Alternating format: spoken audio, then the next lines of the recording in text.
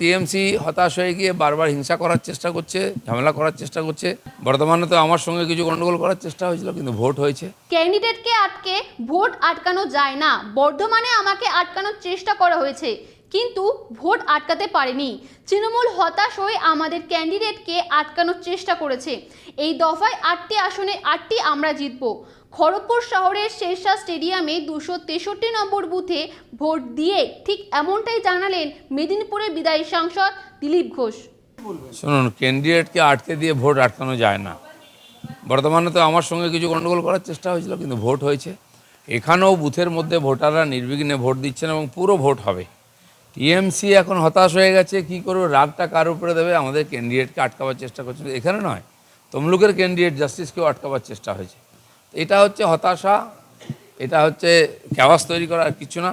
Vote হচ্ছে এবং পুরো হবে। কেশপুরের মতো জায়গা সবসময় উত্তেজনাপ্রবণ, গণ্ডগোল হয়। গত ভোটেতে ভারতী ঘোষকে ওখানে আটকানো হয়েছিল এবং একতরফা ওখানে 90,000 লিড নেওয়া হয়েছিল। এবারে সেটা হবে না, যাতে না হয় হিরণ সেটা চেষ্টা করছে ওখানে।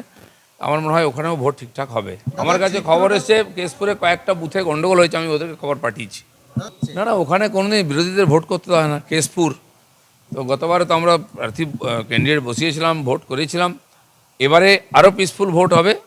কিছু গুন্ডা বদমাশ আছে, তারা গণ্ডগোল করার চেষ্টা করে, কিন্তু মানুষ ভোট দেবে। থাকে উত্তেজনাপ্রবণ কিছু জায়গা, সেখানে বসতে চায় না বা বসতে দেওয়া হয় না, ভাগিয়ে দেওয়া হয়, ভয় দেখানো হয়। কিন্তু সাধারণ মানুষ তো ভোট দেবেন, তাকে তো আটকাতে পারবে না কেউ। দেখুন, আগের ফেজগুলোতে এতটা টেনশন ছিল না। এই যে আজকে 9টা সিটে ভোট হচ্ছে, 9টা সিটে আমরা জিতবো, সেই জন্য টিএমসি হতাশ হয়ে গিয়ে বারবার হিংসা করার চেষ্টা করছে, ঝামেলা করার চেষ্টা করছে। এখন মানুষকে ভয় দেখালে সেন্ট্রাল ফোর্সই একমাত্র সাহারা। সেই জন্য সমস্ত বুথে সেন্ট্রাল ফোর্স আছে। সাময়িকভাবে ওরা হয়তো বিঘ্ন করতে পারে, কিন্তু সবাই ভোট দেবেন।